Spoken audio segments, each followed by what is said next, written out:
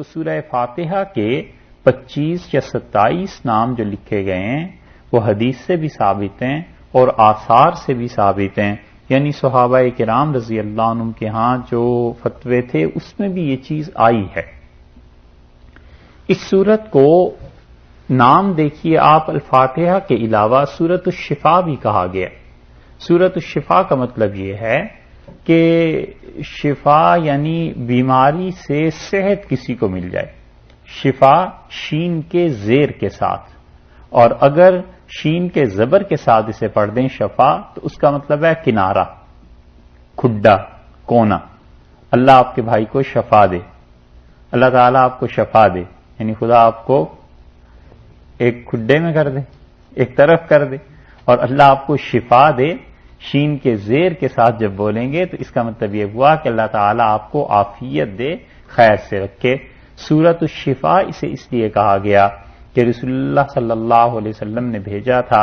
حضرت ابو سعید رضی اللہ عنہ کہتے ہیں اس ساری احادیث کا خلاصہ یہ ہے کہ ہم جب جہاد سے واپس آ رہے تھے تمہارے پاس کھانا ختم ہو گیا، تو ہم ایک قبیلے میں گئے اور ہم نے ان سے کہا کہ آپ لوگ ہمیں کچھ کھانے کے لیے کچھ چیز دے دو، تو انہوں نے کہا کوئی چیز نہیں۔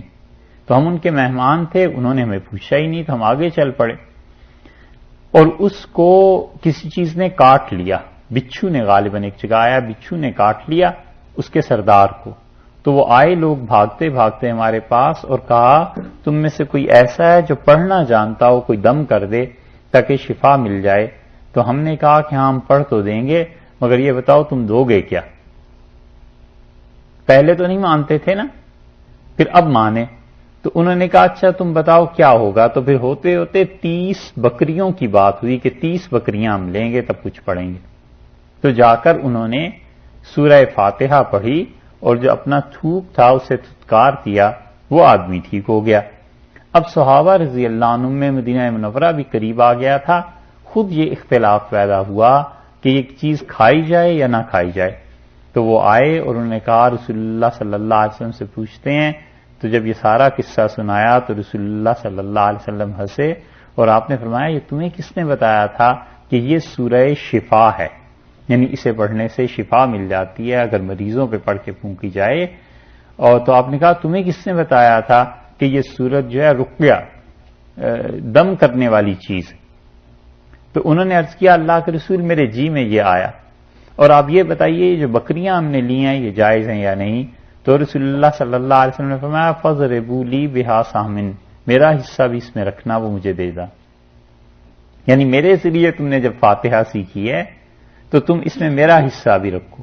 اس سے حدیث سے دلیل لی ہے شافعی اور حنفی فقہا نے، اور وہ کہتے ہیں کہ قرآن پاک کی تعلیم پر اجرت جائز ہے کیونکہ یہ تعلیم تھی، اور امام شافعی رحمۃ اللہ تو ویسے بھی جائز کہتے ہیں۔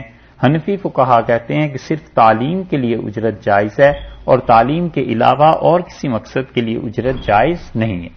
اسی طرح اس سورت کا نام اور بھی بہت سے نام ہیں، ان میں سے ایک چیز ام القرآن بھی ہے۔ حدیث میں کئی جگہ آیا ہے کہ قرآن کی اصل یہ ہے، کہتے ہیں نا ماں کو، تو ام القرآن کا مطلب یہ ہے کہ وہ سورت جو قرآن پاک کی اصل ہے، اور مغز کے معنی میں استعمال ہوتا ہے، کسی چیز کے خلاصے کے لیے استعمال ہوتا ہے۔ کہتے ہیں کسی چیز کی اصل جوہر کے لیے، خاصہ جو اس میں ہوتا ہے، جو جوہر ہے اس کے لیے استعمال کرتے ہیں۔ تو کہا یہ گیا ہے، ہمارے اساتذہ کہتے تھے جیسے کہ آپ سے پہلے بھی عرض کیا تھا کہ قرآن پاک میں کل 6 مضامین، توحید، رسالت، اور اس کے ماننے والے اور انکار کرنے والے، اور آخرت، اور اس کے ساتھ ساتھ احکامات، یہ 6 چیزیں ہیں۔ تو وہ کہتے ہیں اس سورہ فاتحہ میں اللہ تعالی نے ان 6 چیزوں کو بیان کر دیا ہے۔ یہ 6 جو ہیں اگر آپ انہیں دیکھیں گے تو الحمدللہ رب العالمین، یہ ہے اللہ کی توحید۔ الرحمن الرحیم، یہ بھی خدا کی توحید ہوئی۔ مالک یوم الدین، یہ قیامت کے دن کا آ گیا، تو قیامت بھی آ گئی اور توحید بھی آ گئی، 2 چیزیں۔ ایاک نعبد، اللہ ہم فقط آپ ہی کی عبادت کرتے ہیں، تو یہ آ گیا حکم کیونکہ اللہ کا حکم تھا میری عبادت کرو، تو ہم اللہ آپ ہی کی عبادت کرتے ہیں، یہ بندوں کی طرف سے اقرار ہو گیا۔ وَإِيَّاكَ نَسْتَعِينُ یہ بھی اسی میں شامل ہو گیا۔ اور اس کے بعد اس نے کیا کہا کہ اهْدِنَا الصِّرَاطَ الْمُسْتَقِيمَ، اے پروردگار ہمیں سیدھی راہ دیجیے اور ان لوگوں کی جن پر آپ نے انعام کیا۔ تو وہ کہتے ہیں انعام سب سے پہلے تو انبیاء علیہ الصلوۃ والسلام پہ ہوا، تو نبوت بھی آ گئی، رسالت بھی، خدا کی توحید بھی آ گئی، قیامت بھی آ گئی، 3 چیزیں۔ اور ماننے نہ ماننے والے وہ انعمت علیہم میں آ گئے، ماننے والے، اور غیر المغضوب اور ضالین یہ دونوں نہ ماننے والے آ گئے۔ تو وہ کہتے ہیں 5 چیزیں یہ آ گئیں، اور چھٹی چیز کیا رہے گی؟ بشارت، ماننا، احکامات، یہ بھی ہو گئے، قیامت بھی ہو گئی۔ تو توحید، رسالت اور احکامات 3 ہو گئے، اور چوتھی چیز قیامت آ گئی، اور 5ویں اور چھٹی چیز آخری آیات میں بیان کر دی۔ تو کہتے تھے اس طرح سے پورے قرآن پاک کا خلاصہ یہ ہے۔ اسی طرح ایک اور تقریر بھی وہ کرتے تھے، اور وہ کہتے تھے کہ اللہ تعالی نے اس سورہ مبارکہ میں انسان کو مسئلہ سکھایا۔ مسئلہ کا مطلب سوال کا پوچھنا، تو اللہ نے تعلیم دی ہے کہ اس میں سوال کیا جائے۔ شاہ عبد القادر صاحب رحمۃ اللہ علیہ نے اس پہ جو حاشیہ لکھا ہے وہ بھی ایسا ہے۔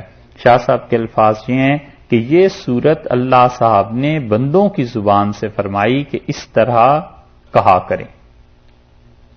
یہ سورت جو ہے اللہ تعالی نے بندوں کی زبان سے فرمائی، یعنی بندوں کو تعلیم دی کہ اس سورت کو ایسے پڑھا کرو، یوں کہا کرو، ہم سے یہ دعا مانگا کرو۔ تو اس کا مطلب یہ ہوا کہ اللہ تعالی نے تعلیم دی ہے سوال کی کہ اللہ سے مسئلہ کیا ہے، سوال کیا ہے، مانگنا کس طرح سے ہے۔ تو کہتے ہیں کہ اور مکحول رحمت اللہ علیہ کی روایت میں بھی آتا ہے وہ اس سورت کو تعلیم المسئلہ کے نام سے یاد کرتے تھے۔ تو جب اللہ نے یہ بات بتا دی کہ دیکھو تم نے مانگنا ہے، تو پوری سورہ فاتحہ پر غور کرنے سے معلوم ہوگا کہ ایک ایک چیز درخواست ہے جو بندہ اللہ کے حضور میں پیش کر رہا ہے۔ سب سے پہلے اس نے اللہ کی حمد و ثنا کی، کہا پروردگار ساری تعریفیں آپ کے لیے، پھر اس کی رحمت کا بیان کیا، اور پھر اس کے بعد اپنا بندہ ہونے کا، بے چارگی کا اعتراف کرتا ہے کہ ہم آپ ہی کی عبادت کرتے ہیں، آپ ہی سے مدد مانگتے ہیں۔ اور پھر اس کے بعد اس نے کیا کیا کہ اللہ سے ہدایت مانگی۔ تو سب سے اچھی چیز جو خدا تعالی سے مانگی جا سکتی تھی وہ اس نے مانگی۔ اس کے مختلف نام ہیں، اب تفسیروں میں دیکھ سکتے ہیں، اور بھی بہت سے نام ہیں۔ مکیتن اس کے بعد لکھا ہے کہ مکہ مکرمہ میں نازل ہوئی۔ یہ جو لفظ ہے یہ آپ کو قرآن پاک کی کئی صورتوں، ہر صورت کے شروع میں لکھے ہوئے ملیں گے کہ یہ صورت مکی ہے، یہ صورت مدنی ہے۔ لیکن یہ یاد رکھیے گا کہ یہ غالب اکثریت کی رائے ہے۔ بس کسی بھی صورت کے بارے میں حتمی اور یقینی طور پر کہنا کہ یہ پوری کی پوری فلاں جگہ نازل ہوئی ہے بہت دشوار ہے۔ چند ایک صورتیں ہیں جن کے بارے میں یقینی طور پر کہا جا سکتا ہے، ورنہ قرآن پاک کی اکثر صورتیں ایسی ہیں جن کے بارے میں قطعی حکم لگا دینا کہ یہ ساری کی ساری فلاں جگہ پہ نازل ہوئی ہے نہیں ہو سکتا۔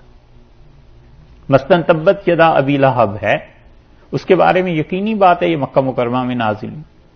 سورہ فاتحہ کے بارے میں اگرچہ لکھنے والوں نے بہت کچھ لکھا ہے، لیکن یہ مکہ مکرمہ میں نازل ہوئی کیونکہ مسلمانوں پر نماز فرض ہو گئی تھی مکہ مکرمہ میں، اور کوئی نماز اسلام میں ایسی نہیں ہے کہ مسلمانوں نے اسے سورہ فاتحہ کے بغیر پڑھا ہو۔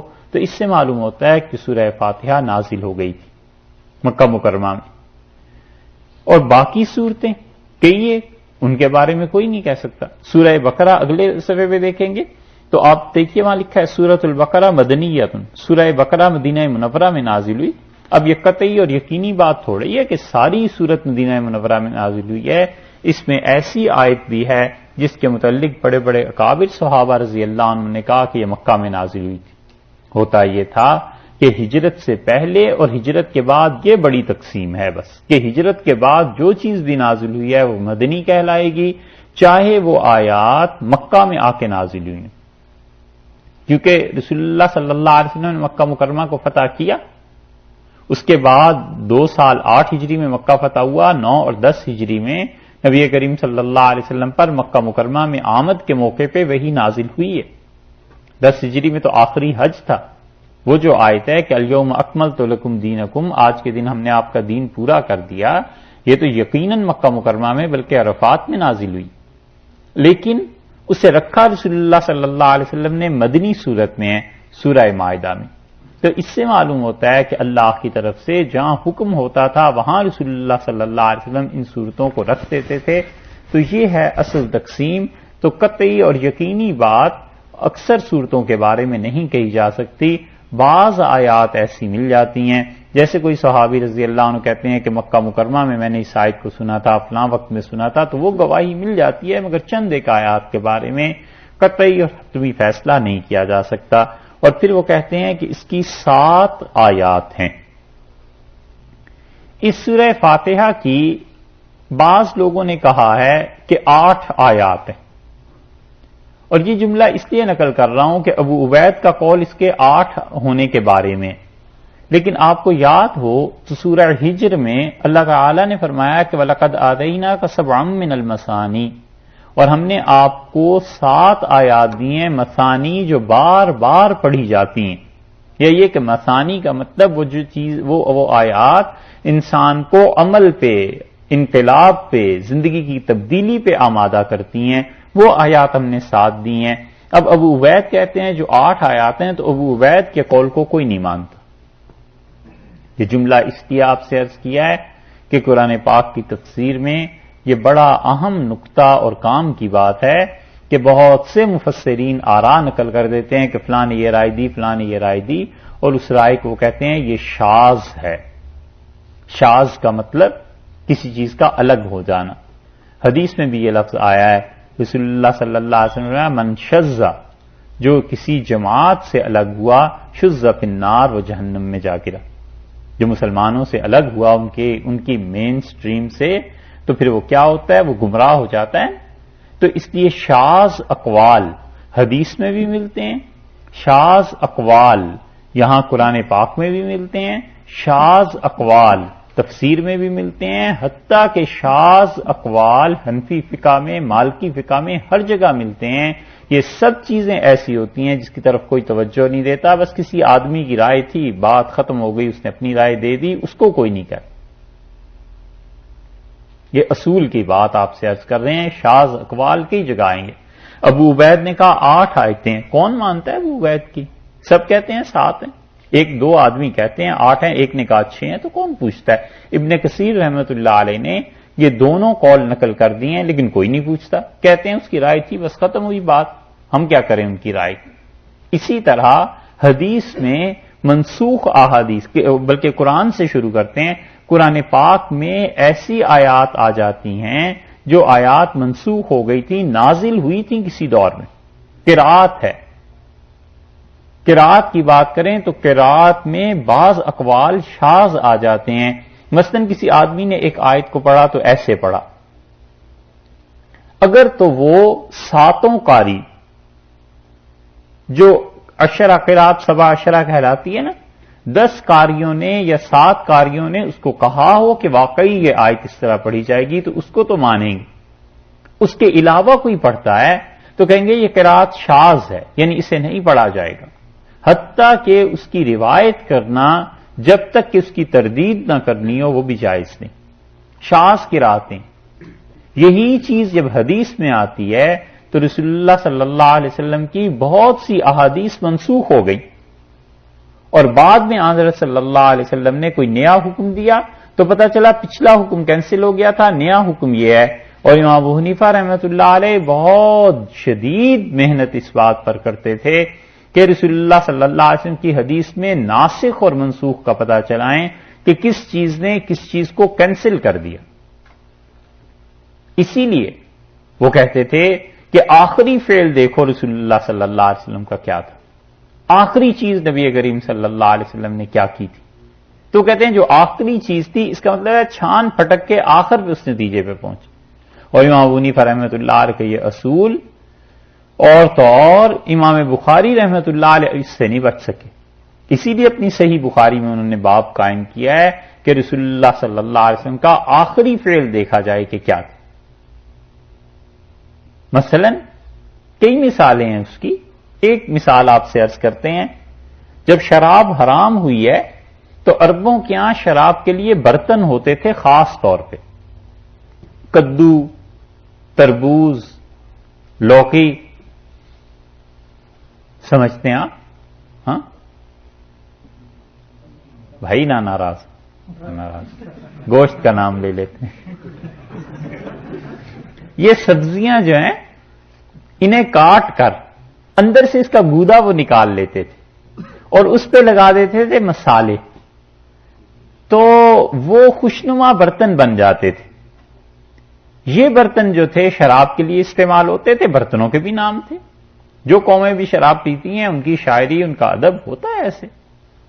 تو رسول اللہ صلی اللہ علیہ وسلم نے جب یہ بتایا کہ شراب حرام ہے تو آپ نے فرمایا یہ جو برتن ہیں نا ان کو بھی گھر سے نکال کر پھینک دو۔ چند برس کے بعد جب مسلمانوں میں شراب سے نفرت اچھی طرح بیٹھ گئی تو کسی نے پوچھا رسول اللہ صلی اللہ علیہ وسلم سے، جو نئے نئے مسلمان ہوئے تھے، کہ اللہ کے رسول وہ برتن آپ نے فرمایا استعمال کرو، کوئی حرج نہیں، تو یہ کیوں ہوا؟ اس وجہ سے کہ پہلا حکم جو تھا وہ زمانہ ایسا تھا کہ ان برتنوں تک سے اجتناب کرایا کہ بالکل اس قسم کا برتن بھی گھر میں نہیں رہنا چاہیے۔ جب دیکھا کہ حکم جم گیا ہے، لوگوں کا دل اس پہ آ گیا ہے، ارشاد فرمایا کوئی حرج نہیں، ان برتنوں کو استعمال کر لو۔ تو دوسری حدیث جو بعد کے دور کی تھی اس نے پہلی حدیث کو کینسل کر دیا۔ آ رہی سمجھ بات؟ یہ ہیں منسوخ روایات۔ اب کوئی آدمی اگر کہے کہ صاحب نہیں حدیث میں آیا جس برتن میں شراب پی جاتی وہ برتن بھی گھر میں نہیں رکھیں گے، تو ہم کہتے ہیں نہیں بھائی، وہ تو ایسی چیز تھی جو رسول اللہ صلی اللہ علیہ وسلم نے اس مصلحت سے ارشاد فرمائی تھی، اب وہ مصلحت رہی نہیں۔ تو احادیث جو منسوخ ہو جاتی ہیں ان سے اگر کوئی کافر استدلال کرے کہ اسلام نے تو یہ کہا ہے، شریعت نے تو یہ کہا ہے، تو پھر اس کا جواب یہ نہیں ہے کہ ہم اس کافر سے، کسی عیسائی سے یہ کہیں کہ حدیث میں یہ آیا، ہم کہیں گے کہ بھئی اس زمانے کا حکم تھا جب ایسے تھا، پھر کینسل ہو گیا تھا۔ 2 نمازیں پڑھتے تھے مسلمان، کوئی 5 نمازیں شروع میں فرض تھوڑے ہی تھیں۔ یہ تو رسول اللہ صلی اللہ علیہ وسلم کی ہجرت سے کوئی 1.5-2 برس پہلے 5 نمازیں ہوئی ہیں، وگرنہ مسلمان صرف صبح و شام نماز پڑھتے تھے۔ اب اگر کوئی آدمی کہے کہ میں بھی صبح و شام پڑھ لیا کروں تو اس کی بات نہیں مانی جائے گی۔ ٹھیک یہی چیز فقہا کے ہاں بھی ہوتی ہے۔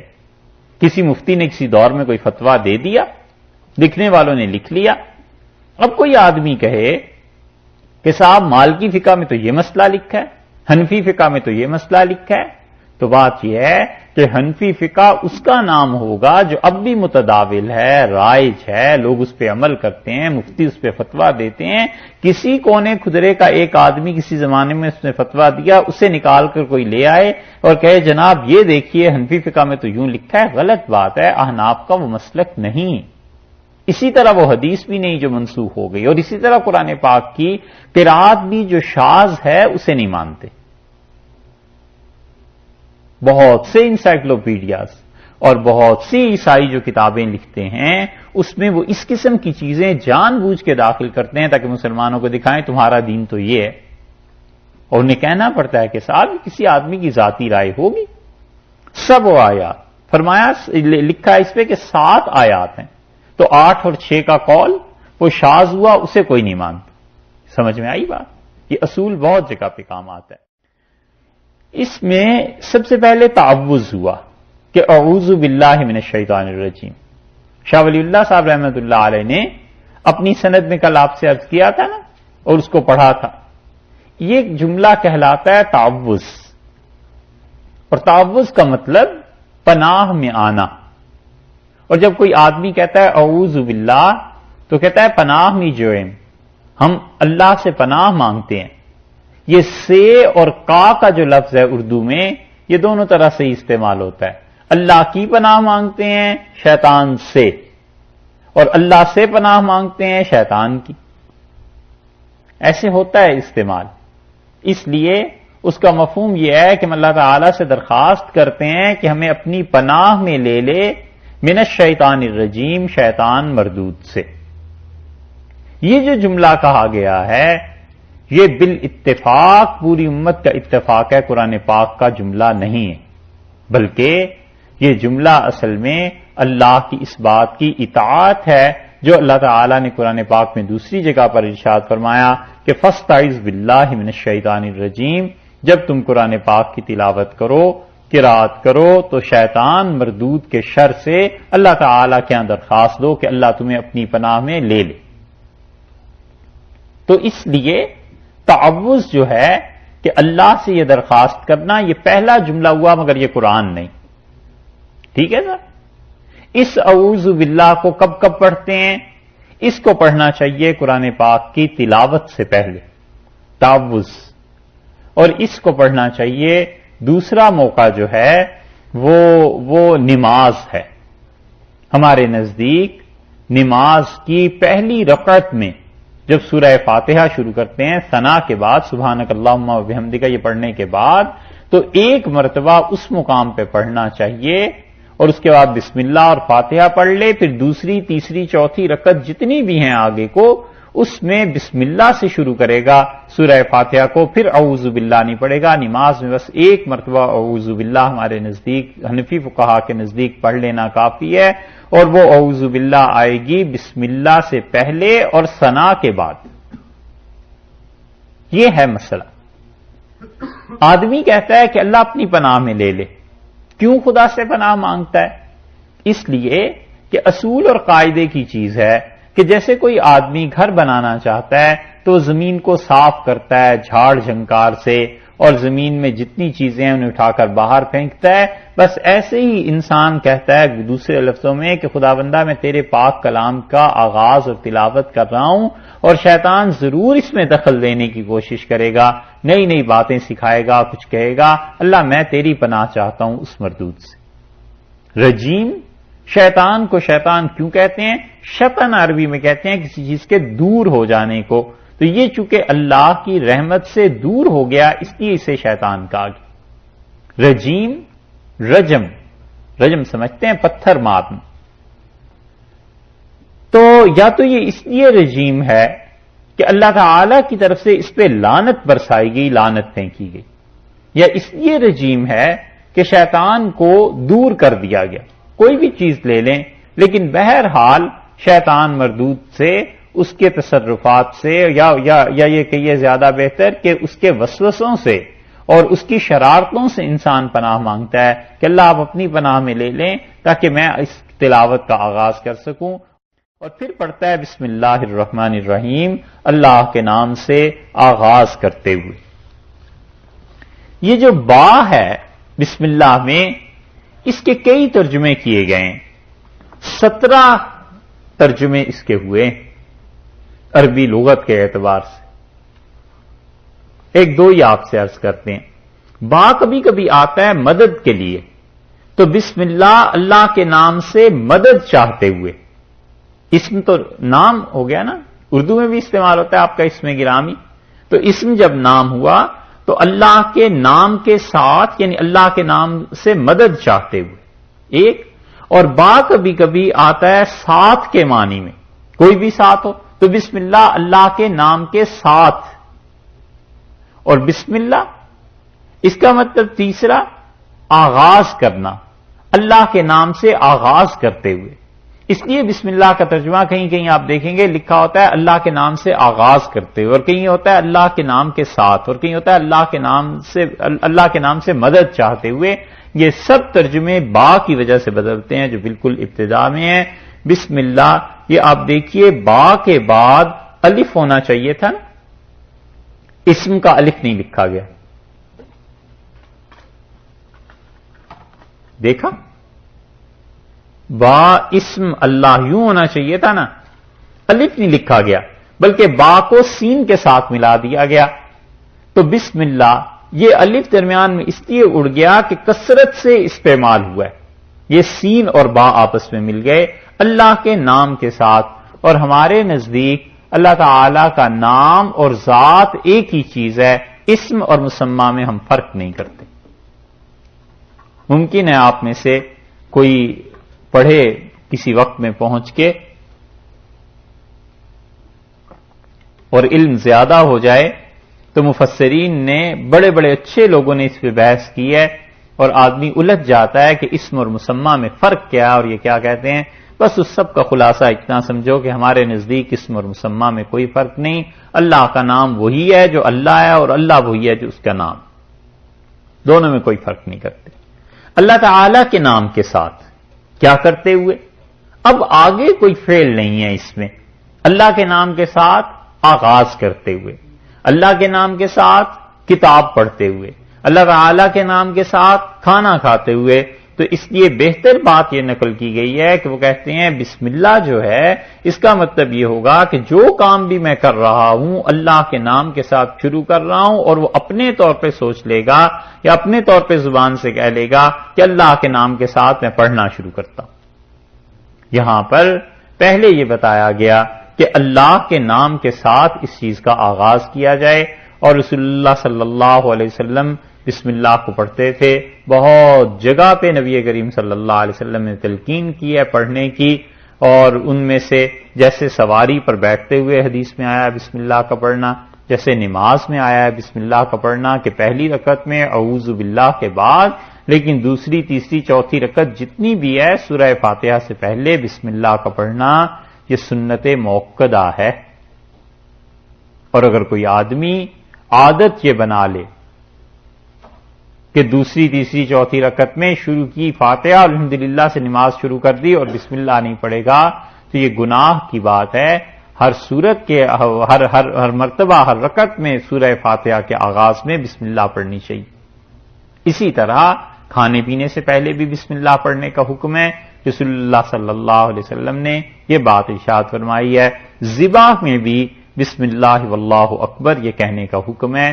دو چیزیں ہیں، حنفی فقہا نے اس پہ بحث کی ہے کہ بسم اللہ اللہ اکبر کہنا افضل ہے یا بسم اللہ واللہ اکبر کہنا افضل ہے تو بظاہر ایک واو کا فرق، لیکن حنفیوں کے ہاں اتنا اتباع سنت ہے، حدیث کا اتنا خیال رکھتے ہیں کہ وہ کہتے ہیں کسی نے بسم اللہ اللہ اکبر پڑھ کے جانور کو ذبح کیا ہو جائے گا، ٹھیک ہے کوئی حرج نہیں، لیکن افضل یہ ہے کہ بسم اللہ واللہ اکبر کہا جائے، کیونکہ رسول اللہ صلی اللہ علیہ وسلم سے ایسے ہی الفاظ منقول ہیں۔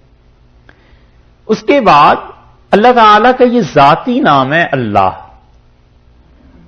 اور یہ نام اللہ کے علاوہ کسی کے لیے رکھنا جائز نہیں، اور نہ ہی اللہ کے علاوہ کسی کے لیے یہ استعمال ہو سکتا ہے۔ عبداللہ ہے تو اسے عبداللہ ہی کہا جائے گا، والعیاذ باللہ اللہ نہیں کہا جائے گا۔ اور اللہ تعالی نے بڑی سخت بات ارشاد فرمائی ہے، اللہ نے کہا ہے جو میرے ناموں کو بگاڑے گا اس کا ٹھکانہ جہنم ہے۔ بغیر وجہ کے خدا کے ناموں کو بگاڑتے ہیں، ایک تو کسی گناہ میں لذت ہوتی ہے نا، یہ بے لذت گناہ ہے۔ عالمگیری میں جو انہوں نے لکھا ہے کہ عبداللہ اور عبد الرحمن نام رکھنے مکروہ ہیں، تو جب کوئی آدمی سے پڑھتا ہے تو کہتا ہے حیرت ہے، حدیث میں تو آیا اللہ کو سب سے زیادہ اچھے نام لگتے ہیں، یہ کیوں لکھا ہے؟ فقہا نے اس لیے لکھا ہے کہ وہ ان کے زمانے میں اتنی جہالت عام ہو گئی تھی کہ عبداللہ کو بگاڑ کے لوگ دلہ بولتے تھے، اور عبد الرحمن کو بھی بگاڑ کے ایسے ہی پڑھتے تھے، تو انہوں نے کہا لوگوں کو بچاؤ، یہ ایسے نام ہی نہ رکھیں۔ لیکن اصل میں عبداللہ اور عبد الرحمن بڑے اچھے نام، اور جہاں جہالت و معاشرے میں لوگوں کو گناہ سے بچانے کے لیے وہ ایسی بات کرتے ہیں، کیونکہ لوگوں کو گناہ سے بچانا یہ بھی ایک اچھی بات ہے۔ عامش رحمت اللہ علیہ تھے اور بہت بڑے محدث تھے، حدیث کی کوئی کتاب ایسی نہیں ہے جس میں عامش رحمت اللہ علیہ کا نام نہ ہو۔ عامش کا اصل نام تھا سلیمان بن مہران، اور عامش نے کہتے تھے وہ بھینگے تھے، آنکھیں ٹھیک نہیں تھی، اور علم اللہ نے بڑا علم انہیں دیا تھا، حدیث میں امام تھے اپنے زمانے کے۔ تو ان کے پاس جو پڑھنے آئے لوگ، ان میں سے ایک لڑکا تھا اور اس کی ٹانگ کٹی ہوئی تھی، تو اس کو لوگ کہتے تھے عارج، لنگڑا۔ تو ایک دن وہ دونوں نکلے، کوئی چیز بازار سے خریدنی تھی، تو لوگ ہنستے تھے کہ اچھی جوڑی ملی، ایک عامش ہے ایک عارج ہے، ایک لنگڑا ہے ایک بھینگا۔ تو جب وہ واپس آئے تو انہوں نے کہا بھئی تم ہمارے پاس پڑھو ضرور رہو، لیکن ہم تمہارے ساتھ ہم دونوں اکٹھے نہیں نکلیں گے۔ تو اس نے کہا حضرت کس وجہ سے؟ تو کہنے لگے تم نے لوگوں کی بات نہیں سنی، لوگ کیسے مذاق کر رہے تھے؟ ان کا حضرت لوگ کر رہے تھے تو لوگ گناہگار ہوں گے نا۔ انہوں نے کہا یہ بات نہیں میرے بیٹے، لوگوں کو بھی گناہ سے بچانا چاہیے، ہم ایسے کام کیوں کریں جس سے خام خواہ لوگ گناہگار ہوں، تو میں تم اکٹھے نہ ہی جائیں، بس یہی ٹھیک۔ تو اس لیے یہ نام عبداللہ اور عبد الرحمن ہیں تو اصل میں حدیث میں جو آیا ہے وہی صحیح، لیکن لوگ اسے بگاڑتے ہیں، خاص طور پہ اللہ کا نام، اور جو آگے نام آ رہے ہیں آپ سے عرض کرتے رہیں گے، 5 نام اللہ نے اپنے اس ایک صورت میں لے دیے ہیں۔ دوسرا نام یہ ارشاد فرمایا الرحمن، بے حد مہربان۔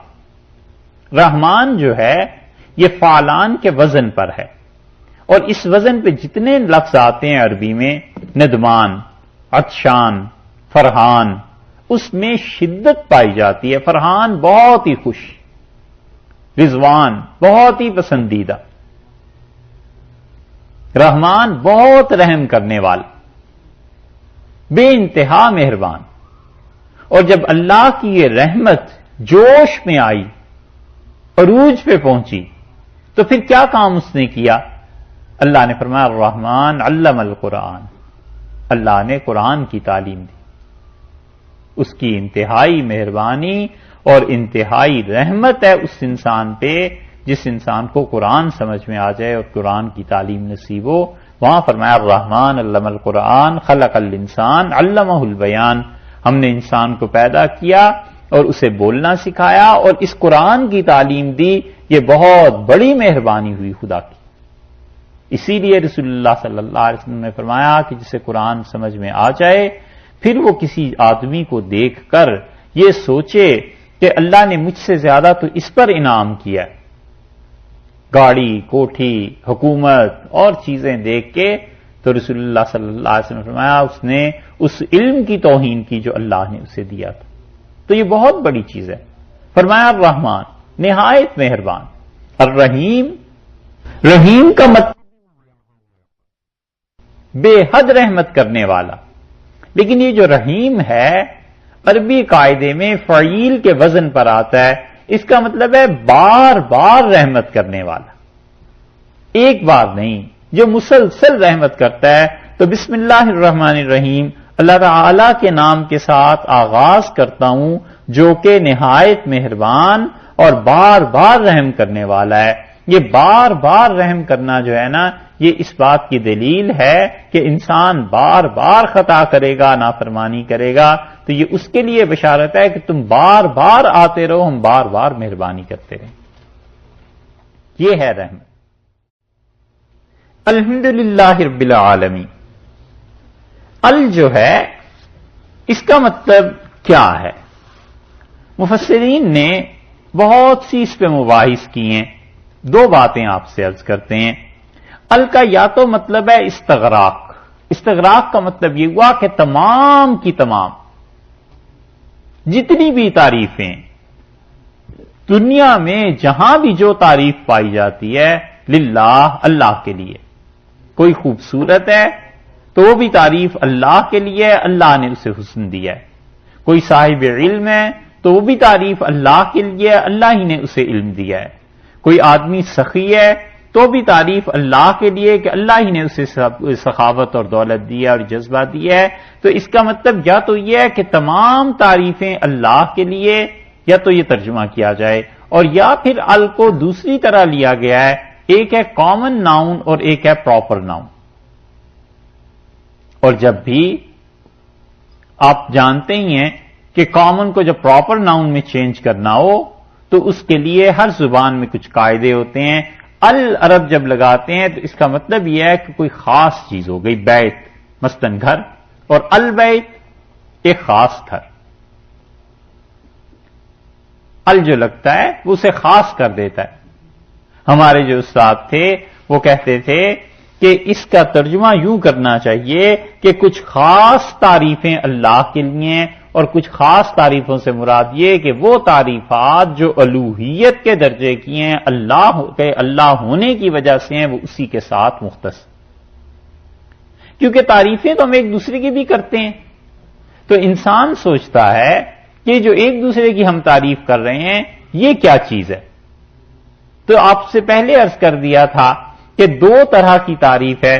ایک تو تعریف وہ ہے جو اسباب کے دائرے میں کی جاتی ہے، اور ایک تعریف وہ ہے جو اسباب سے اوپر کے درجے میں کی جاتی ہے. مثلا کسی آدمی کے متعلق تعریف کی جائے کہ صاحب آپ بہت اچھا پڑھتے ہیں، تلاوت کرتے ہیں، یہ تو ٹھیک ہے. اور کوئی کہے کہ آپ بہت اچھی وحی نازل کرتے ہیں، علی عزب اللہ، یہ جملہ تو کفر کا ہی ہے، یا لغو ہے، بیکار بات ہے. تو جو چیزیں اللہ کے شایان شان ہیں ان میں تمام تعریفیں اللہ کے لیے ہیں. رب العالمین جو پالنے والا ہے تمام جہانوں کا، رب کہتے ہیں پالنے والے کو. اور رب اللہ کا یہ تیسرا نام آ گیا. آپ نے دیکھا اللہ، رحمان، رحیم، اور اس کے بعد رب کی بات آ گئی. اسی لیے یہ رب کا لفظ ایسا ہے کہ اللہ تعالی نے اپنے علاوہ کسی کے لیے استعمال کرنے کی اجازت نہیں دی.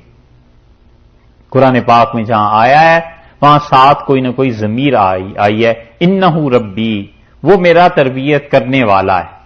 تنہا فقط رب اللہ ہی کی ذات کے لیے استعمال ہوتا ہے. اس لیے عبد الرب کے متعلق کہنا کہ رب صاحب نے یہ کہا تھا، یہ بات درست نہیں ہے. عبد الرب کو عبد الرب بھی کہا جائے گا. العالمین، پروردگار ہے تمام جہانوں کا، سارے جہان کا. جہان کتنے ہیں؟ انسانوں کا جہان ایک الگ چیز ہے، جنات کا جہان ایک الگ چیز ہے، فرشتوں کا ایک الگ چیز ہے، جانوروں کا ایک الگ چیز ہے. اس کائنات میں کتنے جہان پائے جاتے ہیں کوئی نہیں جانتا بجز اللہ کے. تو اس لیے بات یہ اللہ تعالی نے سکھائی کہ یہ ہے کہ تمام تعریفیں اللہ کے لیے ہیں جو پروردگار ہے تمام جہان. الرحمن الرحیم، نہایت مہربان، بے حد رحم کرنے والا. وہی چیز دوبارہ آ گئی. حنفی فقہا کے نزدیک اور مالکی فقہا کے نزدیک یہ جو بسم اللہ ہے نا سورہ فاتحہ سے پہلے آپ نے پڑھی، وہ کہتے ہیں کہ یہ کسی سورت کا بھی حصہ نہیں. وہ کہتے ہیں یہ بسم اللہ اس لیے نازل ہوئی کہ دو صورتوں میں فرق کر سکے، وگرنہ یہ جو بسم اللہ ہے یہ کسی سورت کا حصہ نہیں. اور ایک دلیل وہ یہ بھی دیتے ہیں کہ اگر یہ سورہ فاتحہ کا حصہ ہوتی تو ابھی تو پڑھا ہے الرحمن الرحیم، بسم اللہ الرحمن الرحیم، تو یہ دوبارہ بھی لانے کی کیا ضرورت تھی الرحمن الرحیم؟ ان کی ایک دلیل یہ بھی. تو اللہ تعالی نے پھر اپنے نام کو ذکر کیا، فرمایا بے حد مہربان، نہایت رحم کرنے والا. اس رحمت پہ اتنی احادیث ہیں، اتنا کچھ ہے، اس کو کچھ نہیں، اس باب کو کھولتے ہی نہیں. بس ایک حدیث آپ کو سنا دیتے ہیں. رسول اللہ صلی اللہ علیہ وسلم نے فرمایا اللہ نے رحمت کو پیدا کیا اور اپنے سامنے بلایا. یہ جتنی چیزیں ہیں نا، رحمت ہے، عزت ہے، محبت ہے، یہ سب عالم غیب میں ان کے جسم تھے، خدا نے ان سے باتیں کی ہیں. تو رحمت کو اللہ نے پیدا کر کے اپنے سامنے بلایا اور اسے کہا ہم تمہیں دنیا میں بھیجیں گے. تو اس نے کہا پروردگار مجھے نہ بھیج، یہ لوگ مجھ سے کام نہیں لیں گے. اللہ تعالی نے فرمایا جو رحمت تجھ سے کام نہیں لے گا ہم اسے جہنم میں ڈال دیں گے. اور اللہ نے اس کے 100 ٹکڑے کیے، ذبح کیا اس کو، اور اس کے 100 ٹکڑے کر کے دنیا میں بھیجا. اور رسول اللہ صلی اللہ علیہ وسلم وہ ایک حصہ اللہ نے تقسیم کیا ہے اس وقت سے جب یہ دنیا بنی تھی اس وقت تک کے لیے جب قیامت آ جائے. حتیٰ کہ تم مرغی کو دیکھتے ہو، جانور کو اس کا پنجہ اپنے بچے پر پڑ جاتا ہے تو وہ فوراً اٹھا لیتا ہے، یہ اس ایک حصے کا اثر ہے. اور 99 حصے اللہ نے اپنے پاس رکھے اور کہا ہم ان سے قیامت کے دن کام لیں گے. اتنی وسیع رحمت ہے اللہ، کوئی حد ہے. ایک حدیث میں آیا ہے کہ اللہ تعالی نے اس دنیا کو پیدا کرنے سے 50,000 سال پہلے ایک چیز لکھی اور فرشتوں سے کہا کہ اسے میرے عرش کے نیچے رکھ دو، اور اس پہ لکھا کہ رحمتی سبقت علی غضبی، میری رحمت نے میرے غصے کو ٹھنڈا کر دی، میری رحمت غالب آ گئی. تو اللہ کے یہاں رحمت غالب ہے، اس لیے ابتدا یہاں سے کی ہے کہ الرحمن الرحیم، نہایت بے حد مہربان، نہایت رحم کرنے والا. مالک یوم الدین، مالک ہے، بادشاہ ہے اس دن کا جو جزا کا ہے. اس کو دونوں طرح پڑھا گیا ہے. آپ دیکھیں اس مالک کے لفظ کو، پھر آپ کو سمجھ میں آئے گی۔ میم الف لام اور کاف نہیں لکھا گیا، یہی ہے نا؟ دیکھا آپ نے؟ مالک جیسے ہم لکھتے ہیں اردو میں ویسے نہیں لکھا گیا، بلکہ میم لام کاف لکھ کے میم پر کھڑی زبر ڈال دی گئی ہے تاکہ یہ پڑھنے میں مالک بن جائے۔ یہ اس وجہ سے ایسے کیا گیا ہے کہ یہاں پر ایک قرات رسول اللہ صلی اللہ علیہ وسلم سے متواتر جو چلی آتی ہے وہ یہ ہے کہ آپ نے یہ بھی پڑھا کہ مالک یوم الدین، تو مالک کو ملک جو پڑھا ہے نا رسول اللہ صلی اللہ علیہ وسلم نے، وہ کیسے لکھا جائے؟ اس لیے یہ عثمانی رسم الخط جو ہے اس کے مطابق قرآن پاک کا لکھنا واجب ہے، ضروری ہے۔ اگر اس رسم الخط کے علاوہ کسی طرح لکھا جائے گا تو وہ جائز نہیں۔ یہ اتنا محتاط ہے معاملہ اور اتنی احتیاط کی چیزیں ہیں۔ کئی لوگوں کو آپ دیکھیں وہ مالک لکھتے ہیں، کیلی گرافی کرتے ہیں تو میم الف لام کاف لکھ دیتے ہیں، وہ درست نہیں ہے لکھنا۔ قرآن پاک کو ہمیشہ خط عثمانی میں ہی لکھا جائے گا کیونکہ اس پہ ساری قراتیں آ جاتی۔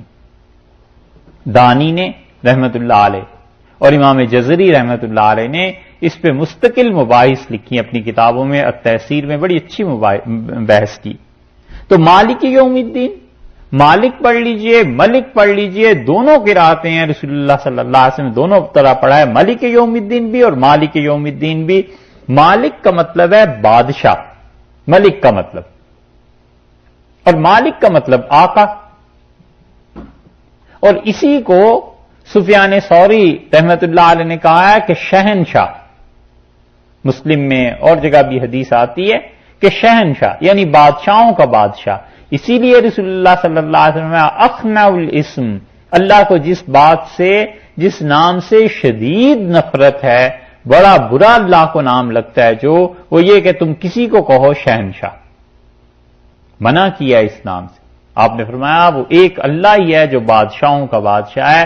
ہمارے ہاں مذہبی لٹریچر میں بھی دیکھ لیں، خود رسول اللہ صلی اللہ علیہ وسلم کے متعلق لوگ لکھتے ہیں نعتوں میں شہنشاہ مدینہ اور شہنشاہ کربلا اور کیا کیا چیزیں، حالانکہ صاف آیا ہے حدیث میں اللہ کو نفرت ہے اس چیز سے کہ کوئی کسی کو کہے شہنشاہ، اور فرمایا کہ اللہ ہے بس وہی بادشاہوں کا بادشاہ، نہیں استعمال کرنا چاہیے اس نام۔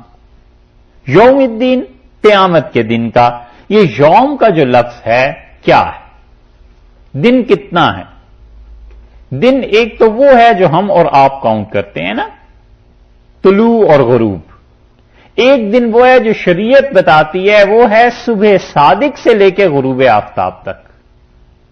اور ایک دن وہ بھی ہے جو اللہ بتاتے ہیں کہ ان یومن عند ربک، ایک دن تیرے پروردگار کے ہاں 1000 برس کا۔ اور ایک جگہ اللہ تعالیٰ نے فرمایا کہ ایک دن 50,000 سال کا وہ جو دن آئے گا قیامت کا، تو 50,000 برس کا جو ایک دن ہے اللہ کے ہاں، وہ کیا چیز ہوئی؟ تو قیامت۔ رسول اللہ صلی اللہ علیہ وسلم فرمایا میری امت کو ایک دن دیا گیا تھا 1000 سال، اور میں اللہ تعالیٰ سے درخواست کرتا رہا کہ میری امت کے لیے اور بڑھا دیں اور بڑھا دیں، تو پھر میری امت کو 1.5 دن دیا گیا، یعنی 1500 برس۔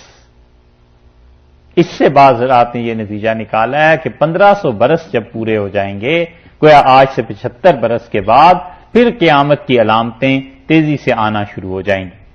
تو کچھ بھی ہو، یوم اللہ کے ہاں 50,000 سال کا، لیکن وہ بعض لوگوں پہ اتنی آسانی سے گزر جائے گا، جیسے رسول اللہ صلی اللہ علیہ وسلم نے فرمایا جیسے نماز کا وقت ہوتا ہے ایسے گزر جائے گا، اور بعض لوگوں کے لیے واقعی دشوار ہو جائے گا اعمال کے اعتبار سے۔ دین جزا، جو کچھ کیا ہے وہی کچھ کاٹے گا، یہاں جو اعمال کرتا رہا ہے اسی کے مناسب حال اسے اجر مل جائے گا۔ مالک یوم۔ اب دیکھیے چوتھی آیت جو شروع ہو رہی ہے، ایاک نعبد، اللہ ہم آپ ہی کی عبادت کرتے ہیں۔ پہلی 3 آیتوں میں کچھ پتہ نہیں چل رہا، بس اتنا پتہ چلتا ہے کہ اللہ سے کہہ رہا ہے، کون کہہ رہا ہے کچھ پتہ نہیں، بندے کا کوئی ذکر ہی نہیں۔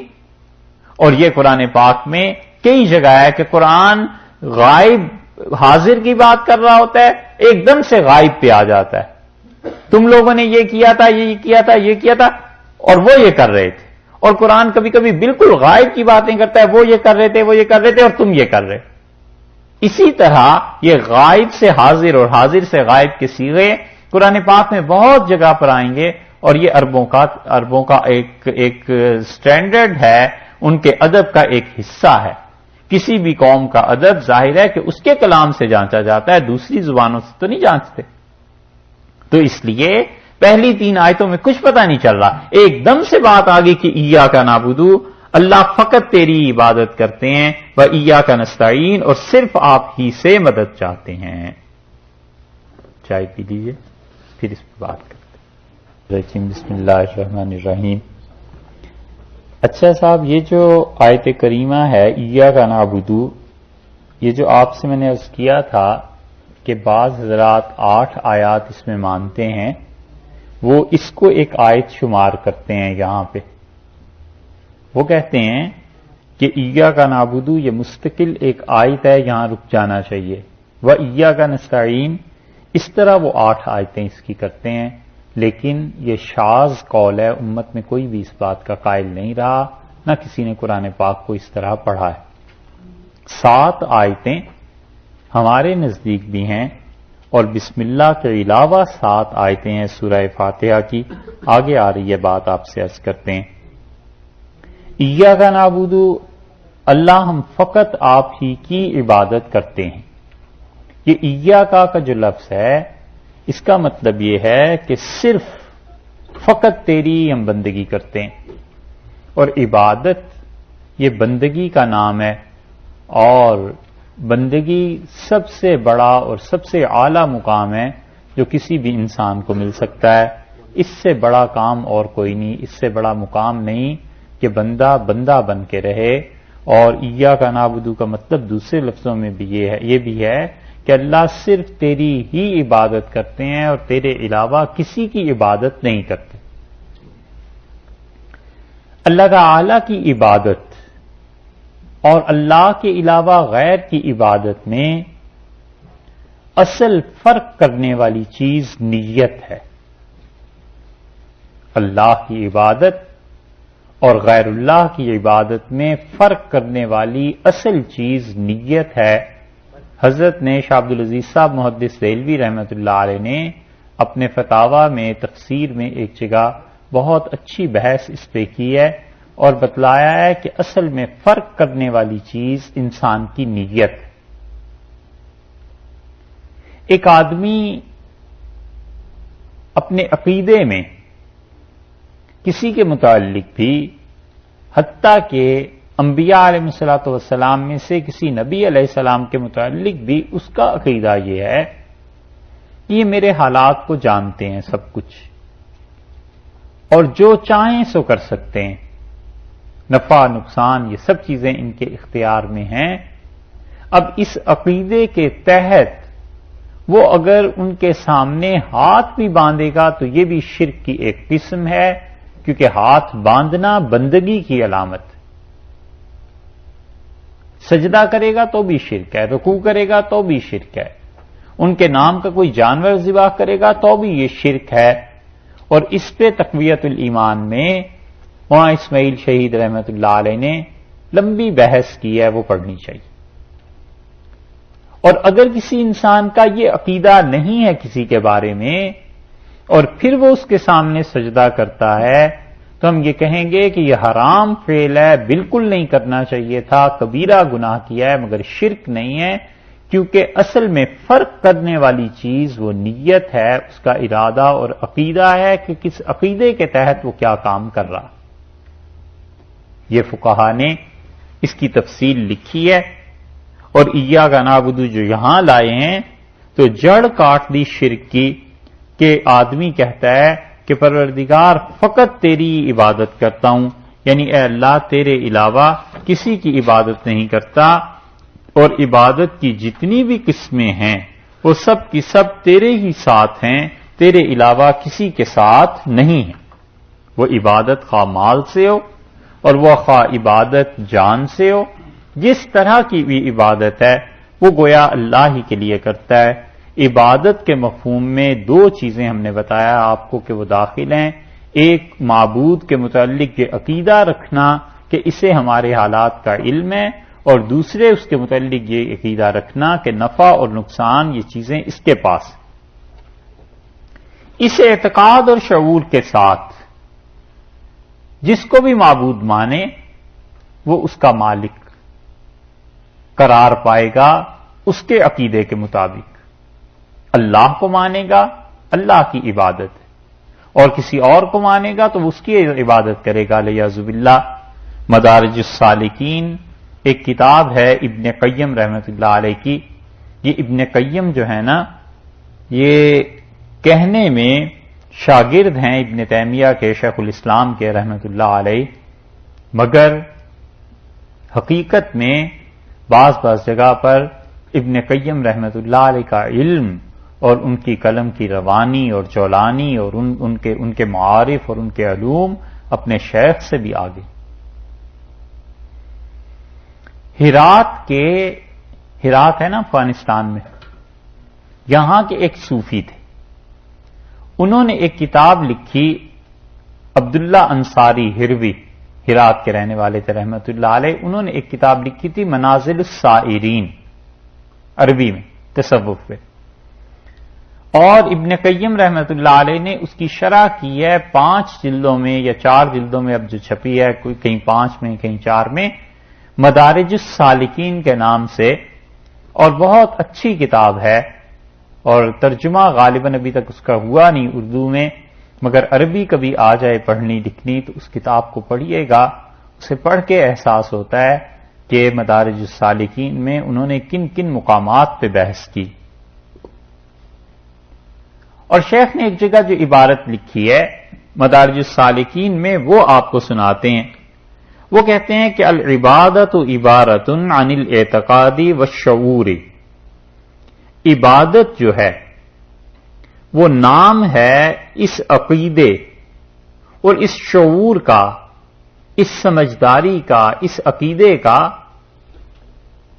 بِأَنَّ لِلْمَعْبُودِ کہ جس کی میں عبادت کر رہا ہوں اس کو طاقت حاصل ہے غیبی طور پر، اور اس طاقت کی وجہ سے علی النفع والضرر وہ نفع اور نقصان پر قدرت رکھتا ہے، اسے یہ طاقت ملی ہوئی ہے. میں جس کی عبادت کر رہا ہوں، شیخ کہتے ہیں ابن قیم رحمت اللہ علیہ کہ عبادت اس عقیدے اور اس شعور کا نام ہے کہ میں جس کی عبادت کر رہا ہوں اس کے پاس غیب سے اتنی طاقت موجود ہے کہ نفع اور نقصان کا مالک ہے. فَكُلُّ ثَنَاءٍ وَدُعَاءٍ وَتَعْظِيمٍ تو ہر وہ دعا جو اس سے مانگے گا، ہر وہ تعظیم جو اس کی کرے گا، اور ہر وہ تعریف جو اس کی کرے گا، اس عقیدے اور اس شعور کے ساتھ فَهِيَ عِبَادَةٌ تو یہ اس کی عبادت ہے. یہ شیخ نے کہنے کو تو 2 جملے لکھے ہیں مگر پوری عبادت کا مفہوم اور نچوڑ نکال کے سامنے رکھ دیا ہے کہ کسی بھی زندہ مردہ کسی شخص کے متعلق، کسی پتھر لکڑی کے متعلق بھی اگر آدمی یہ سمجھتا ہے کہ اسے غائبانہ طور پہ طاقت حاصل ہے اور نفع اور نقصان میرا اس کے قبضے میں ہے، تو یہ اس کی ثنا کرے، تعریف کرے تو بھی عبادت ہے، یہ اس کے سامنے جھک جائے تو بھی عبادت ہے، یہ مالی طور پر قربانی کرے، جانور ذبح کرے، یہ بھی اس کی عبادت ہے. یہ سب چیزیں عبادت کی تعریف میں شیخ کہتے ہیں داخل ہے. تو اس لیے کسی کے متعلق بھی اپنے عقیدے میں یہ نہیں بات رکھنی چاہیے کہ اللہ کے علاوہ بھی کوئی نفع اور نقصان کا مالک. وہ امور جن کا تعلق انسانوں سے نہیں، انسانوں سے بلند و بالا چیزیں، اولاد کا دینا ہے، رزق کی تنگی اور کمی ہے یا بڑھوتی اور اضافہ ہے، دشمن پہ فتح ہے، بارشوں کا برسنا ہے، یہ سب کی سب چیزیں ایسی ہیں جو اللہ ہی کے قبضے میں ہیں. ان چیزوں کو کسی کے متعلق بھی سوچ لے آدمی کہ اس کے قبضے اور بس اور اختیار میں یہ چیز ہے، اور اس کے ساتھ ساتھ یہ عقیدہ بھی ہو. تو جب عقیدہ یہ ہوگا اور اس کے تحت وہ سجدہ کرے، رکوع کرے، بکرا ذبح کرے، دمبا لے جائے اور یا ان کے سامنے کوئی عبادت کا فعل انجام دے، تو فقہا کہتے ہیں کہ یہ کفر ہے یا شرک ہے، ایسے نہیں کرنا چاہیے۔ اور یہ عقیدہ نہ ہو تو پھر اگر عبادت کے مراسم، عبادت کی چیزیں ان کے لیے بجا لائے گا تو اس سے پھر بھی منع تو کیا جائے گا۔ سجدہ تو نہ کرے، وہ تو اللہ ہی کا حق ہے، رکوع تو نہ کرے، وہ تو اللہ ہی کا حق ہے، لیکن اس کے مشرک ہونے کا فتویٰ بھی نہیں دیا جا سکتا۔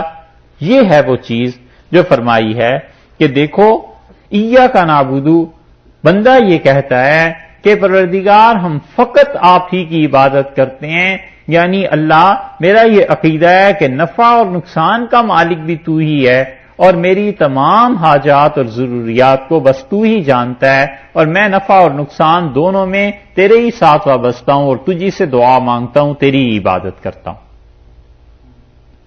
یہ ایاک نعبد جو ہے یہاں تک تو تھا بندہ، اب اس کے بعد کہتا ہے وہ ایاک نستعین، اے اللہ صرف آپ ہی سے استعانت چاہتا ہوں۔ تو عبادت اور غیر عبادت میں اب سمجھ گئے نا کہ اصل چیز فرق کرنے والی وہ نیت ہے، وہ عقیدہ ہے، ٹھیک ہے؟ ایاک نستعین، اللہ صرف آپ ہی سے مدد چاہتا ہوں، تو اس کا لب لباب اور خلاصہ یہ ہوا کہ اللہ تیرے علاوہ میں کسی سے مدد نہیں مانگتا۔ اس مدد کی دو قسمیں ہیں، ایک قسم تو وہ ہے جس کا تعلق ظاہر کی زندگی کے ساتھ ہے، وہ تو مانگنی ہے، اس کے بغیر زندگی تھوڑا ہی چلتی ہے۔ قرآن پاک میں آیا کہ ذوالقرنین نے کہا اعینونی بقوہ، میری مدد کرو اور یہ لوہا اس کو پگھلاؤ اور یہاں پر ایک دیوار بنانی۔ حضرت عیسیٰ علیہ السلام نے کہا من انصاری الی اللہ، کون ہے جو اللہ کی راہ میں میرا مددگار ثابت ہو۔ آپ کسی سے کہتے ہیں کھانا کھلا دیجئے، پانی پلا دیجئے، یہ کال کر دیجئے، یہ سب چیزیں ظاہری اسباب میں ہیں نا، اس کے بغیر تو زندگی چل نہیں سکتی، وہ چیز صحیح ہے۔ اور ایک مدد مانگنی ہے وہ جو انسانوں کے بس کی بات ہی نہیں،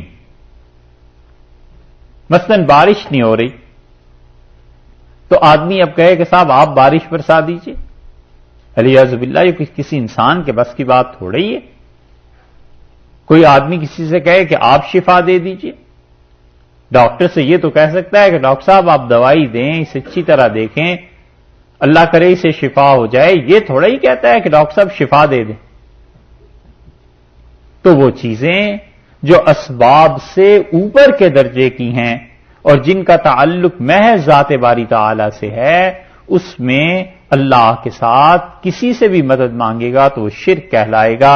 اس لیے استعانت کی دو قسمیں ہمارے اساتذہ کرتے تھے، وہ اسے آسان سا نام دیتے تھے، وہ کہتے تھے کہ استعانت ما تحت الاسباب، اسباب کے نیچے جو ہے عالم اسباب میں، اور ما فوق الاسباب جو اسباب سے اوپر کے ہے، فوقیت ہے اوپر کے درجے میں، تو وہ کہتے تھے ما تحت الاسباب جو اسباب کے درجے میں آتی ہے وہ جائز ہے، بالکل بسا اوقات فرض واجب ہو جاتی ہے، اور جو فوق الاسباب ہے، اسباب سے اوپر ہے، اس میں اللہ کے علاوہ کسی سے مدد نہیں مانگی جا سکتی۔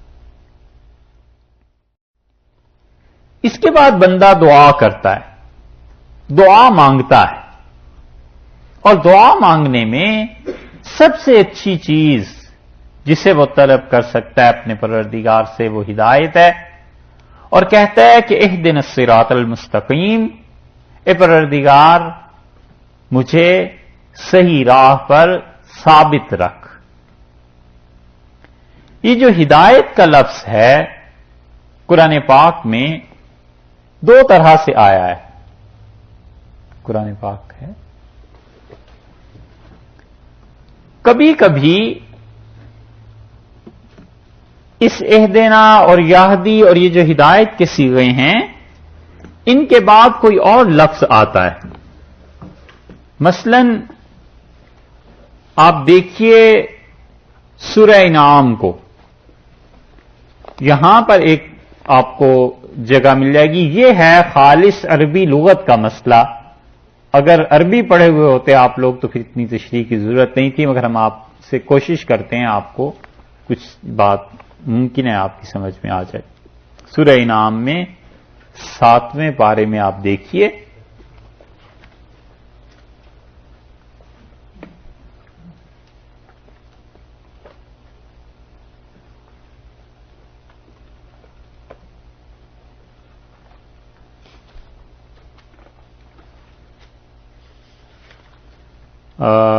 سورہ انعام پارہ نمبر 7 اور آیت نمبر 87